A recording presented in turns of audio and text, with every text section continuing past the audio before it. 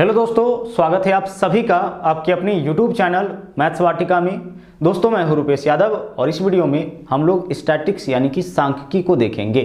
यहां से रेलवे के हर सेट में दो क्वेश्चन पूछा गया है, किसी किसी सेट में दो से ज़्यादा क्वेश्चन भी आपका देखा गया है।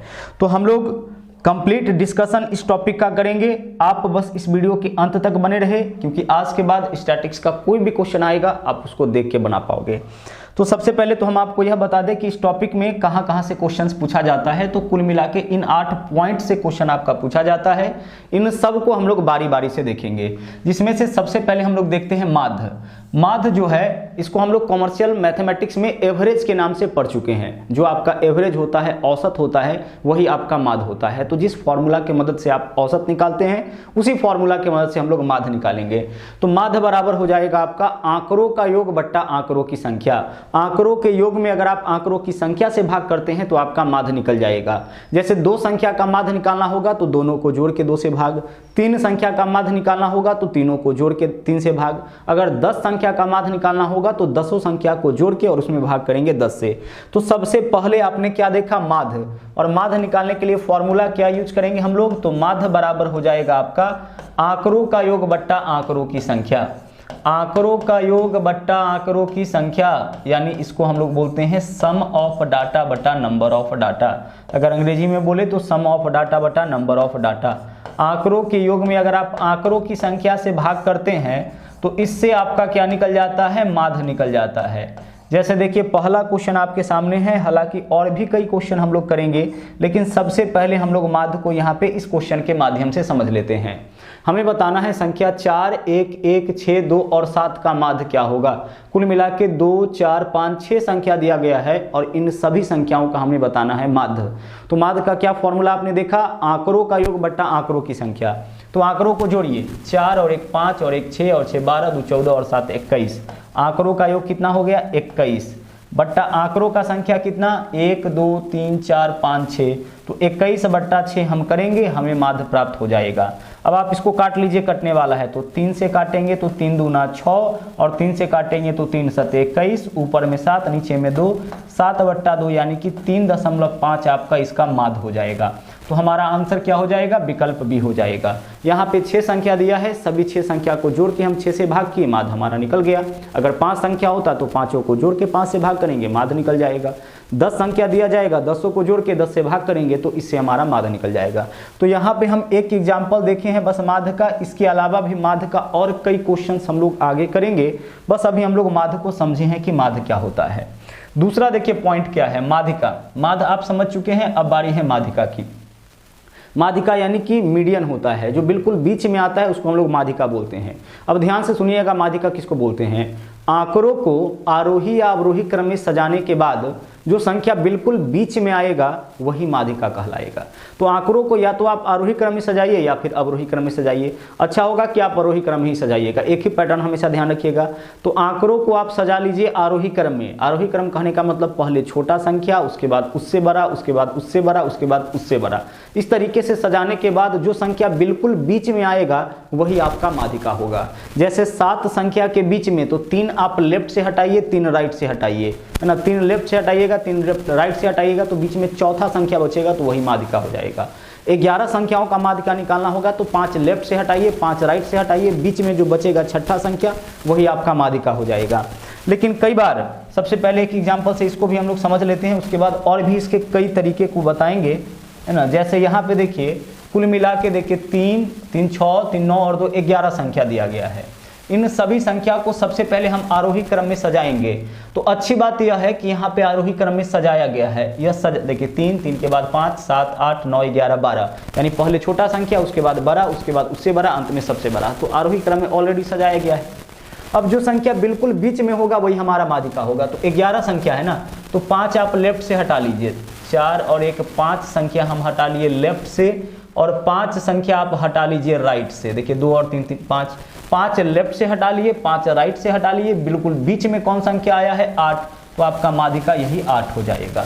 ठीक है, जो संख्या बिल्कुल बीच में आएगा वही आपका माध्यिका हो जाएगा, जो बिल्कुल बीच में। लेकिन संख्या को आरोही क्रम में या अवरोही क्रम में पहले सजा लीजिए, उसके बाद जो बीच में आएगा वही हमारा क्या हो जाएगा, माध्यिका हो जाएगा। तो जैसा कि हमने आपको बताया कि अगर 6 संख्या होगा तो माध्यिका चौथा संख्या हो जाएगा, 7 संख्या हो जाएगा, 7 संख्या होगा तो माध्यिका चौथा संख्या हो जाएगा। लेकिन कई बार क्या होता है कि नंबर ऑफ डाटा जो होता है वह आपका इवेन हो जाता है, आंकड़ों का संख्या अगर सम हो। जैसे गौर से देखिएगा, अगर हम आपसे कहें यहाँ पे देखिएगा 4, 5 और 6, इसका माध्यिका क्या होगा? तो 3 संख्या है तो बीच में तो दूसरा संख्या आ जाएगा, केवल एक संख्या बीच में आ जाएगा, एक बाएं से हटाएंगे एक दाएं से हटाएंगे, बीच में आपका जो आएगा माध्यिका हो जाएगा। लेकिन अगर हम बोले 4, 5, 6, 7, इसका माध्यिका बताइए, तो देखिए आप 2 लेफ्ट से हटाइएगा 2 राइट से हटाइएगा, बीच में कुछ बचेगा ही नहीं। तो आप एक संख्या लेफ्ट से हटा लीजिए, एक राइट से हटा लीजिए, बीच में कितना संख्या बचा? 2। अब इस दोनों को जोड़, जब बीच में 2 संख्या बचे तो दोनों को जोड़ के 2 से भाग करिए, यही माध्यिका हो जाएगा। तो 11/2 यानी कि 5.5 माध्यिका हो जाएगा। तो बीच में एक संख्या बचेगा तब तो वही माध्यिका हो जाएगा। लेकिन अगर बीच में 2 संख्या बचे, फिर उस केस में क्या करेंगे? दोनों को जोड़ के हम 2 से भाग करेंगे, वह हमारा माध्यिका हो जाएगा। अच्छा, बीच में 2 संख्या कब बचेगा? जब आंकड़ों का संख्या इवेन होगा, सम होगा। जैसे आंकड़ों का संख्या 4, आंकड़ों का संख्या 6, आंकड़ों का संख्या 8, आंकड़ों का संख्या 10 होगा, उस केस में क्या होगा कि बीच में 2 संख्या बचेगा। और जब बीच में 2 संख्या बचे, उस केस में दोनों को जोड़ के हम भाग करेंगे कितना से? 2 से। इस क्वेश्चन में तो हमें कोई प्रॉब्लम था ही नहीं, है ना। पीछे जो क्वेश्चन हम लोग किए थे उसमें कोई प्रॉब्लम नहीं था। प्रॉब्लम क्यों नहीं था? क्योंकि कुल मिला के 11 संख्या, तो 5 बाएं से हटाए 5 दाएं से हटाए, बीच में कौन सा संख्या? 8, यही हमारा माध्यिका हो जाएगा। लेकिन इस क्वेश्चन में आप देख लीजिए, सबसे पहले तो इसको सजा लीजिए आप आरोही या अवरोही क्रम में। तो आइए हम आरोही क्रम में सजाते हैं। सबसे पहले 3 है तो 3 को लिखिए, तो 3 कितना बार आया है? 2 बार, 3 हम लिख चुके हैं। उसके बाद देखिए 4, 4, 4, 4 कितना बार आया है? 3 बार, तो 4, 4, 4 3 बार आया है, लिख दिए। उसके बाद देखिए फिर 5 कितना बार आया है? 2 बार, तो 5 भी लिख लीजिए 2 बार, 5, 5। उसके बाद देखिए 5 भी लिख लिए, 5 भी 2 बार आया, लिख लिए। उसके बाद क्या है? 6, 7 और 10, तो लिखिए 6, 7 और 10। देखो यहाँ पे जो आंकड़ा दिया गया था उसको हमने आरोही क्रम में सजा लिया, यानी कि बढ़ते हुए क्रम में सजा लिया। सबसे पहले इसको अरेंज जरूर करिएगा, जब भी माध्यिका निकालना पड़ेगा तो संख्याओं को पहले आप अरेंज करिएगा, आरोही या अवरोही। ध्यान रखिएगा, आप ज़्यादा आरोही क्रम में ही सजाने का प्रयास करिएगा। अब सजाने के बाद देखिए बीच में कौन संख्या आएगा? तो 1, 2, 3, 4, 5, 6, 7, 8, 9, 10, कुल मिला के 10 संख्या है। यानी आंकड़ों का संख्या इवेन है, सम है, तो बीच में 2 संख्या आ जाएगा। देखिए 4 लेफ्ट से आप हटाइए और 4 राइट से हटाइए, बीच में क्या बचा है? 4 और 5। तो आप इस दोनों को जोड़ के 2 से भाग करिए, तो 4 और 5 9, 9/2 यानी कि 4.5। तो हमारा माध्यिका इस क्वेश्चन का क्या हो जाएगा? 4.5 हो जाएगा। आंसर इसका विकल्प बी हो जाएगा। तो इस तरीके से माध्यिका आपको कब निकालना है? जब नंबर ऑफ डाटा इवेन रहे, आंकड़ों का संख्या सम रहे। आप अगर 5 लेफ्ट से हटाते हैं, 5 राइट से हटाते हैं, तो पूरा संख्या हट जाएगा, है ना। बीच में कुछ नहीं बच रहा है। बीच में देखिए 4 बाएं से 4 दाएं से हटाइएगा, बीच में जो 2 बचेगा उस दोनों को जोड़ के 2 से भाग, इसी तरीके से आपका माध्यिका निकलेगा। ठीक है, चलिए। तो अब तक में आपने क्या क्या देखा? अब तक आपने देखा कि माध्य कैसे निकालना है, आंकड़ों का योग बट्टा आंकड़ों की संख्या। माध्यिका कैसे निकालेंगे? संख्याओं को आरोही या अवरोही क्रम में सजाने के बाद जो संख्या बिल्कुल बीच में आएगा वही माध्यिका। अगर बीच में 2 संख्या आ जाए तो उस दोनों को जोड़ के 2 से भाग करेंगे, वही आपका माध्यिका हो जाएगा। अब देखो बहुलक, परिसर, इन दोनों को हम एक साथ देख लेते हैं। बहुलक और परिसर देखिए क्या होता है।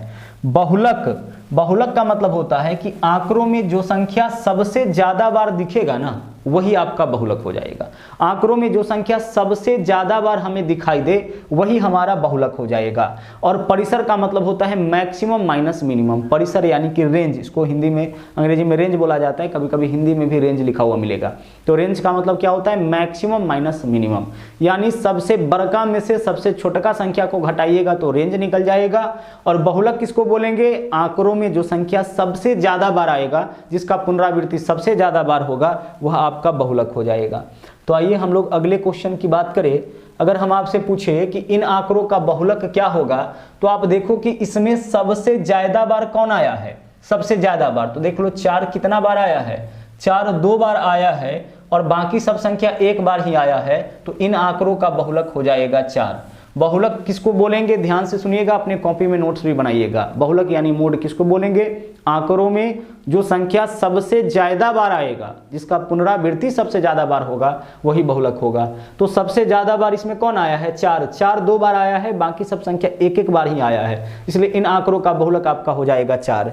उसी तरीके से अगर हम आपसे कहे कि अगला क्वेश्चन देखिए आपके बीच है, हमें बताना है इसका रेंज, बहुलक और माध्यिका तीनों चीज निकालना है। तो रेंज का मतलब क्या होता है, रेंज कैसे निकालते हैं आप, रेंज निकालने के लिए फॉर्मूला यूज करना है बड़का माइनस छोटका। तो इन आंकड़ों में देखिए तो सबसे बड़ा संख्या कौन है, 21 सबसे बड़ा है, और सबसे छोटा कौन है, सबसे बड़ा आपका 21 है और सबसे छोटा लग रहा है कि 12 है, हाँ 12। तो सबसे बड़ा 21 और सबसे छोटा जो है वह 12 है, 21 माइनस 12 यानी कि 9। तो इसका रेंज क्या हो जाएगा आपका 9, 9 से शुरू होने वाला एक ही ऑप्शन है, तो यहीं से हम लोग आंसर पकड़ लेंगे। देखिए आंकड़ों में जो सबसे बड़ा संख्या होगा उसमें से सबसे छोटा संख्या को घटाएंगे तो रेंज निकलेगा। बहुलक किसको बोलेंगे, बहुलक यानी कि मोड। अभी देखें बहुलक कौन होगा, इन आंकड़ों में जो संख्या सबसे ज्यादा बार आएगा वही तो बहुलक होगा ना। तो सबसे ज्यादा बार देखिए तो कौन आया है, 13। देखिए कितनी बार आया है, 13 आपका देखिए 1 और 1 2 बार आया है, 12 सिर्फ 1 बार, 14 सिर्फ 1 बार, 13 2 बार आया है। तो इन आंकड़ों का बहुलक क्या हो जाएगा 13। जो संख्या सबसे ज्यादा बार आएगा वही तो बहुलक होगा। तो आगे देखिए आपका बहुलक हो गया, परिसर हो गया। अब है प्रसरण और मानक विचलन।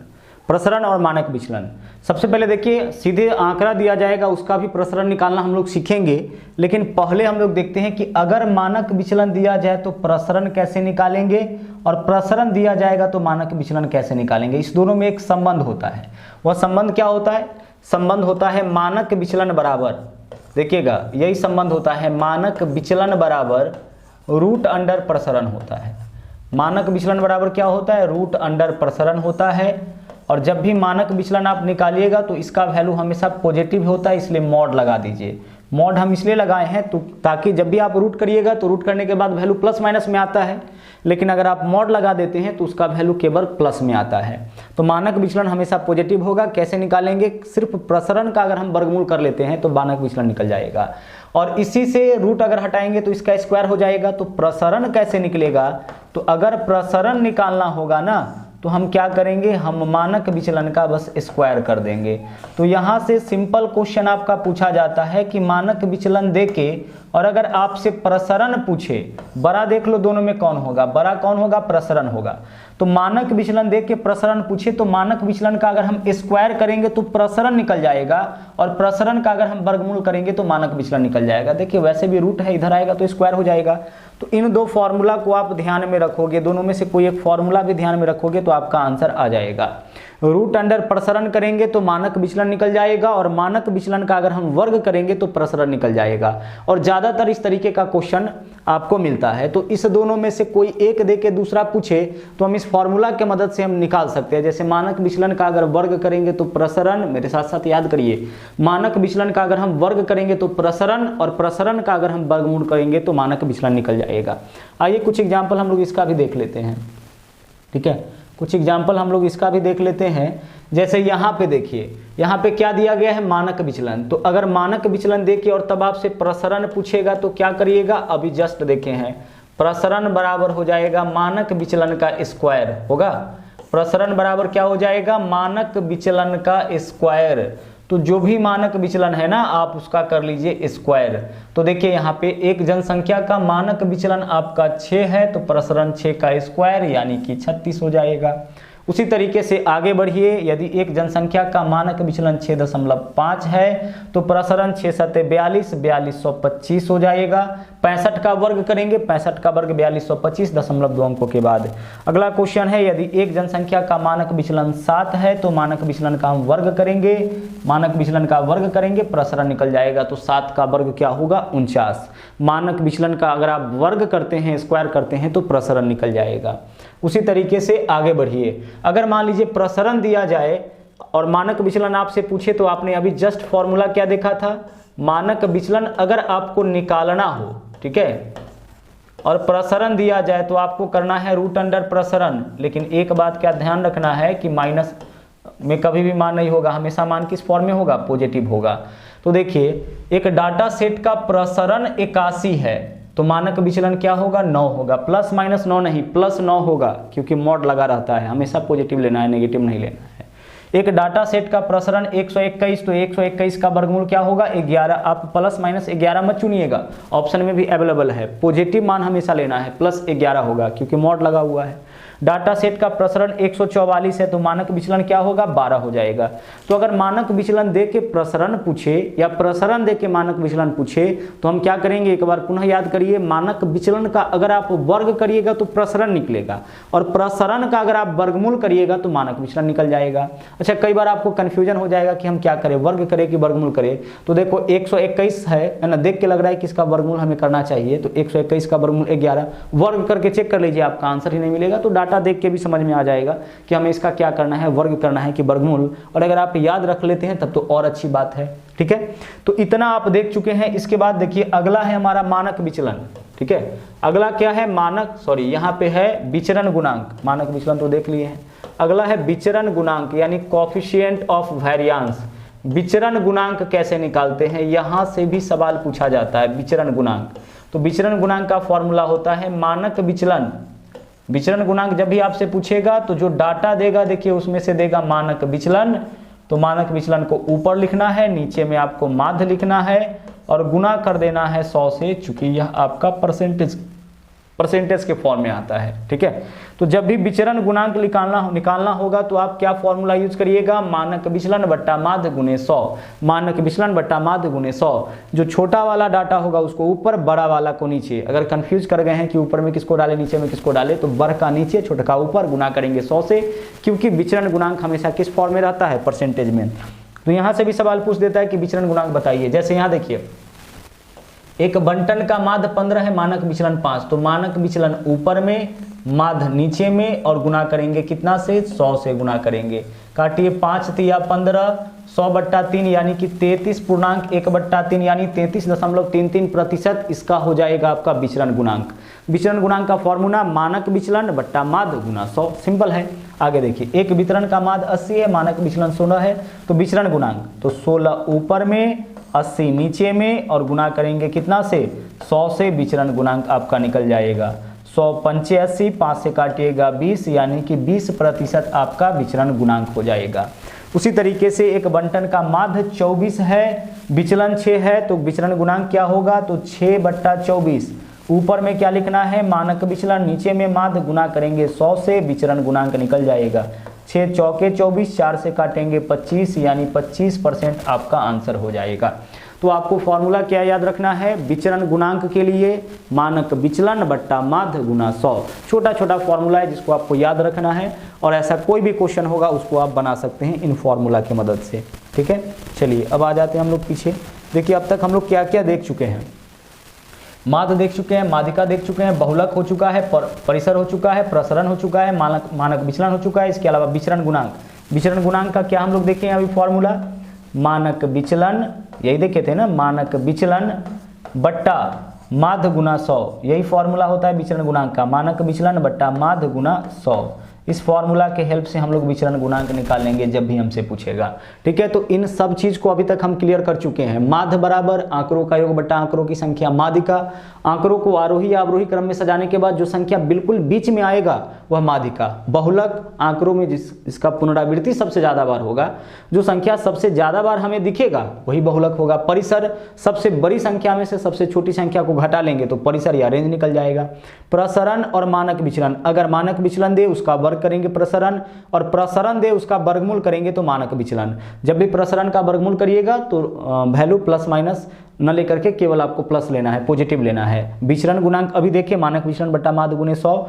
और एक यहां से भी क्वेश्चन आपका पूछा जाता है, इसमें क्या है देखिए 3 वेरिएबल है, बहुलक, माध्यिका, माध्य। इसमें संबंध क्या होता है, तो बहुलक बराबर 3 गुणे माध्यिका माइनस 2 गुणे माध्य। देखिए बड़का के साथ 3 है और छोटका के साथ 2 है, बड़का के साथ 3 बड़का है ना, तो बड़का के साथ 3 और छोटका के साथ 2 है। तो बहुलक, माध्य और माध्यिका में एक संबंध होता है कि बहुलक बराबर 3 गुणे माध्यिका माइनस 2 गुणे माध्य। अब इसका लाभ क्या मिलेगा, तो कोई 2 अगर देगा ना, मान लीजिए माध्यिका दे दिया, माध्य दे दिया, तो आप बहुलक निकाल सकते हैं। अगर बहुलक दे दिया, माध्यिका दे दिया, तो आप माध्य निकाल सकते हैं। 3 वेरिएबल में संबंध संबंध है तो कोई 2 दे के आपसे तीसरा पूछ दे, जैसे क्वेश्चन में कभी कभी दे देगा कि माध्यिका 5 है ना, माध्य 2 है तो बहुलक बताइए। तो माध्यिका के जगह 5 रखेंगे, माध्य के जगह 2 रखेंगे, 5 दिया 15, 2 दूना 4, 15 में से 4 माइनस करेंगे 11, बहुलक हमारा निकल जाएगा 11। मतलब इस फॉर्मूला का उपयोग आपको तब करना है जब माध्य माध्यिका बहुलक में से कोई 2 दे और तीसरा आपसे पूछे, जो पूछेगा उसको हम x मान के इस पे सोल्व कर लेंगे। इसके अलावा मानक विचलन निकालने के लिए कई बार आंकड़ा भी सीधे दे देता है और उन आंकड़ों का आपसे बोला जाएगा कि आप निकाल लीजिए, उन आंकड़ों का आप निकाल लीजिए मानक विचलन। जैसे देख लीजिए यहाँ पे बोला गया है 1 2 3 4 5 संख्या दिया गया है और आपसे पूछा गया है कि इसका मानक विचलन क्या होगा।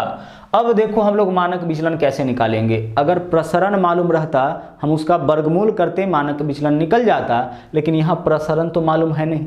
तो अब हम क्या करेंगे, तो सबसे पहले हम लोग इसका प्रसरण निकालेंगे।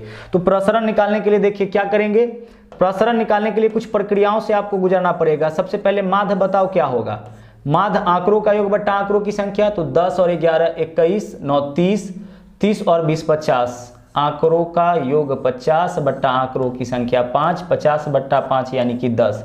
इसे बताने में तो कोई परेशानी आपको नहीं होगा। जब भी आंकड़ों का मानक विचलन निकालना पड़ेगा तो सबसे पहले आपको माध्य निकालना पड़ेगा। तो माध्य कितना आ गया 10। अब आप देखते रहिएगा, अब देखते रहिएगा कि आगे हम क्या करते हैं। अगले स्टेज पे आपका नजर होना चाहिए। प्रसरण हम लोग निकालेंगे और प्रसरण के लिए देखिए क्या मेथड हम यूज करेंगे, क्या शॉर्ट ट्रिक यूज करेंगे, ध्यान से देखिएगा। प्रसरण का तरीका यह होगा कि इस माध्य में से प्रत्येक संख्या को बारी बारी से घटा के उसका वर्ग करिए। तो 10 में से 10 घटाइए 0, 0 का आप कर लीजिए वर्ग, तो 0 का वर्ग क्या हो जाएगा आपका 0, 0 तो 0 का वर्ग क्या होगा 0, तो केवल हम 0 लिखते हैं। प्लस 10 में से फिर 11 माइनस करिए -1, -1 का वर्ग करिए 1, 10 में से 11 माइनस करिएगा -1 और इसका वर्ग करेंगे तो नेगेटिव संख्या का भी वर्ग करेंगे तो पॉजिटिव हो जाएगा, इसलिए सीधे अंतर जो भी है उसका वर्ग। 10 में से 9 माइनस करिए फिर 1, 1 का वर्ग 1 हो जाएगा। फिर आगे देखिए 10 में से 11 माइनस करिए -1, -1 का वर्ग 1 होगा। 10 में से 9 माइनस करेंगे 1, 1 का वर्ग 1 होगा। ऊपर देखिए हमने क्या किया, माध्य निकाला और माध्य में से बारी बारी से प्रत्येक संख्या को घटाए और उसके वर्गों को जोड़े। तो 10 में से 10 घटाए 0, 0 का वर्ग 0, प्लस 10 में से 11 माइनस करेंगे -1, -1 का वर्ग 1। फिर 10 में से 9 माइनस करेंगे 1, 1 का वर्ग 1। 10 में से 11 माइनस करेंगे -1, -1 का वर्ग 1। 10 में से 9 माइनस करेंगे 1, 1 का वर्ग 1। यानी माध्य में से बारी बारी से प्रत्येक संख्या को घटाना है और उसका वर्ग करके जोड़ लेना है। अब आपने यहाँ पे कितने संख्या को जोड़ा है, 1 2 3 4 5, आंकड़ों का संख्या 5 है तो 5 से फिर से भाग करिए, प्रसरण आपका निकल जाएगा। तो 1 2 3 4, 4 बट्टा 5 यह क्या आ गया आपका प्रसरण आ गया। और प्रसरण एक बार निकल गया तो फिर मानक विचलन कैसे निकलता है, प्रसरण अगर मालूम हो तो मानक विचलन के लिए तो फॉर्मूला आपने देखा है ना, मानक विचलन बराबर क्या देखा था, रूट अंडर प्रसरण, यही तो होता है ना, रूट अंडर प्रसरण होता है। और प्रसरण का जब वर्गमूल करिएगा तो मॉड जरूर लगाइएगा। तो आप लिखिए रूट अंडर 4 बट्टा 5, मॉड है तो मॉड रहेगा। 4 का वर्गमूल आपका 2 हो जाएगा, 5 का वर्गमूल नहीं निकलेगा तो 2 बट्टा रूट 5, दोनों का रूट करना है तो 4 का वर्गमूल 2 और 5 का वर्गमूल नहीं निकलेगा तो 2 बट्टा रूट 5, यानी आंसर विकल्प बी हो जाएगा। तो सीधे अगर आंकड़ा दिया जाए और उन आंकड़ों का आपसे मानक विचलन पूछा जाए तो सबसे पहले हम लोग माध्य निकालेंगे, माध्य निकालने के बाद प्रसरण हम लोग ऐसे निकालेंगे और प्रसरण आपका अगर निकल गया तो प्रसरण का वर्गमूल करके तो आपका मानक विचलन निकल ही जाना है, क्योंकि रूट अंडर प्रसरण बराबर मानक विचलन होता है। अगला क्वेश्चन देखिए, यहाँ पे भी हमें वही काम करना है, हमें इस समुच्चय का मानक विचलन निकालना है। तो सबसे पहले हम क्या निकालेंगे, सबसे पहले हम निकालेंगे माध्य। माध्य बराबर क्या होगा, आंकड़ों का योग बट्टा आंकड़ों की संख्या। तो जोड़िए, देखिए 10 20, देख लीजिए 10 कितना, 10 20 30 40 50 है ना, 10 5 बार आया है आपका तो 50 तो यह हो गया, ठीक है 50 तो यह हो गया। इसके अलावा 11 और 9 20 और 11 और 9 20, ठीक है 20 और 20 40, कुल मिला के देखो तो कितना हो गया, 10 20 30 40 50 तो यह हो गया। 50 और 40 कितना, 90, 1 2 3 4 5 6 7 8 9, 90 आंकड़ों का योग हो गया 90 और आंकड़ों का संख्या 9, तो 90 बट्टा 9 इज इक्वल टू कितना हो जाएगा, 10 हो जाएगा। 90 बट्टा 9 इज इक्वल टू कितना हो जाएगा, 10 हो जाएगा। देख लीजिए आंकड़ों का योग बट्टा आंकड़ों की संख्या, जोड़िए ना, 20 और 9 29 और 10 39 और 10 49 और 11 60 70 70 और 20 90, 90 बट्टा 3 3 6 3 9 संख्या, 90 बट्टा 9 यानी कि 10, तो आंकड़ों का माध्य हो गया 10। अब देखिए माध्य निकाल चुके हैं, अब हम क्या निकालेंगे, इसका प्रसरण। तो प्रसरण कैसे निकालेंगे, देखो प्रसरण बराबर क्या होगा, 10 में से बारी बारी से सभी संख्या को घटाएंगे और उसका स्क्वायर करेंगे। तो 10 में से 10 घटाइए, क्या होगा 0, और 0 का वर्ग कितना हो जाएगा, 0 का वर्ग हो जाएगा 0। और 0 कितनी बार आएगा, देखो तो 1 2 3 4 5, 5 बार 0 आएगा। इन सब में तो 0 आएगा ना, तो 0 इस सब को हटा दीजिए। 0 कितनी बार आएगा, 5 बार। अरे आप 10 में से 10 घटाइएगा 0, प्लस फिर 10 में से 10 घटाइएगा 0 आएगा। तो 0 5 बार आएगा, तो 0 को आप छोड़ दीजिए, आगे बढ़िए। फिर आप 10 में से 9 माइनस करिए 1, तो 10 में से 9 माइनस करेंगे 1, तो 1 कितनी बार आ जाएगा, 2 बार आ जाएगा, क्योंकि 9 2 बार है, 9 यहाँ भी है 9 यहाँ भी है, तो 2 बार आ जाएगा। प्लस आगे देखिए 10 में से 11 माइनस करिए -1, -1 का वर्ग 1, 1 कितना बार आ जाएगा, पुनः 2 बार आ जाएगा, तो 1 2 बार हम लिख दिए। बात समझ पा रहे हैं। हम इसमें से क्या करेंगे, हम लोग बारी बारी से सभी संख्या को घटाएंगे और उसका वर्ग करेंगे। तो 10 में से 10 माइनस करेंगे 0, तो 0 कितनी बार मिलेगा, यहाँ भी यहाँ भी यहाँ भी यहाँ भी यहाँ भी 0 5 बार मिलेगा, तो 0 गुने 5 यानी कि 0 हो गया। प्लस 10 में से 9 माइनस करेंगे 1, तो इसके लिए भी 1 होगा, इसके लिए भी 1 होगा, तो 1 + 1 2 बार आ जाएगा। फिर 10 - 11 -1 का वर्ग 1, तो 1 कितना बार आएगा, 2 बार 11 है, तो 2 बार 1 आ जाएगा। बट्टा में 9 संख्या है ना कुल मिला के, तो बट्टा में क्या जाएगा 9। तो हम लोग 0 5 के बदले में 0 लिख लिए हैं, 5 बार 0 0 0 आता है, उसके बदले में 1 जगह लिख लिए हैं। लेकिन संख्या तो 9 है, तो 9 से भाग 1 2 3 4, 4/9।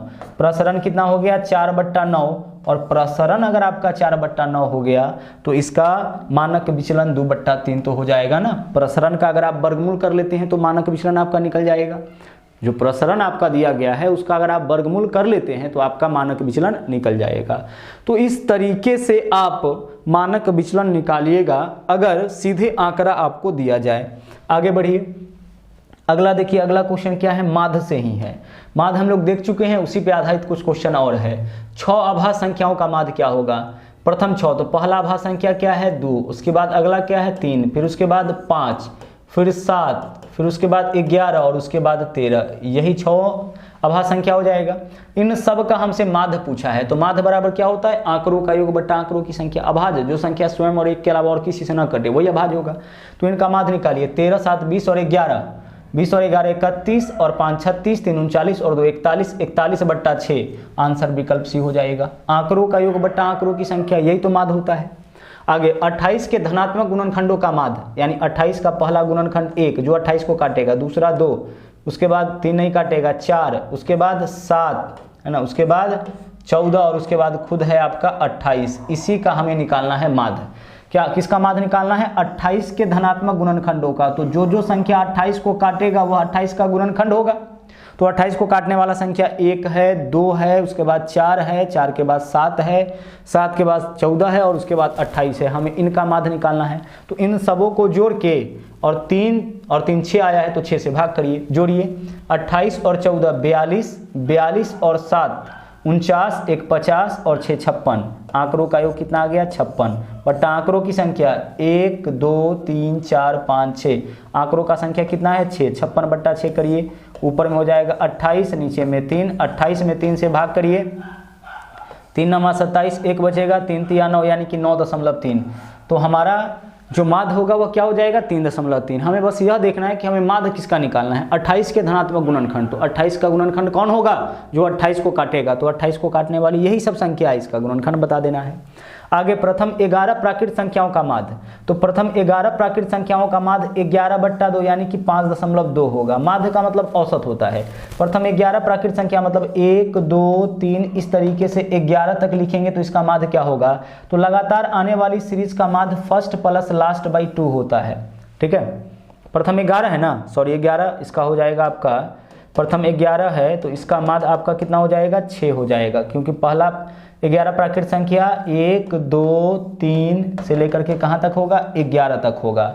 और पहला 11, तो 11 लगातार आने वाली प्राकृत संख्या है, इसका माध्य हो जाएगा फर्स्ट प्लस लास्ट बाई 2। तो 11 और 1 12, 12/2 यानी कि 6 होता है। कहने का मतलब है कि अगर आंकड़ों के बीच में समान इंटरवल हो, है ना, 1 का गैप हो या 2 का गैप हो या 3 का गैप हो, रेगुलर इंटरवल पर आने वाला अगर आंकड़ा हो तो उसका माध्य फर्स्ट प्लस लास्ट बाई 2 हो जाता है। तो बोला था कि प्रथम 11 प्राकृत संख्या, तो पहला प्राकृत संख्या 1 और 11वां प्राकृत संख्या 11, बस इस दोनों को ही जोड़ के 2 से भाग कर लेंगे, हमारा औसत निकल जाएगा। ठीक है, औसत निकल जाएगा और जो औसत होता है वही आपका माध्य होता है। तो कुल मिला के इतने पॉइंट्स पे आधारित आपका क्वेश्चंस माध्य टॉपिक के अंदर यानी स्टैटिक्स टॉपिक के अंदर पूछा जाएगा। माध्य, माध्यिका, बहुलक, विचलन, परिसर इत्यादि सब कुछ आपने देखा। इसके अलावा कोई भी क्वेश्चंस आपका इस टॉपिक से नहीं बनेगा। तो चलिए इस वीडियो में इतना ही। वापस मुलाकात होगी अगले वीडियो में फिर से एक नए ट्रिक के साथ, एक नए कॉन्सेप्ट के साथ। और हाँ, यदि आप हमारे चैनल पर नए हैं तो इस चैनल को सब्सक्राइब जरूर करें। इसके अलावा जो नोटिफिकेशन बेल आइकन है उसको भी आप दबा लें ताकि जैसे ही हम वीडियो अपलोड करें उसका नोटिफिकेशन आपको मिलता रहे। इसके अलावा लाइक और शेयर भी करते रहे। तो चलिए मिलते हैं वापस एक नए कॉन्सेप्ट के साथ, एक नए ट्रिक के साथ अगले वीडियो में। Thank you. जय हिंद।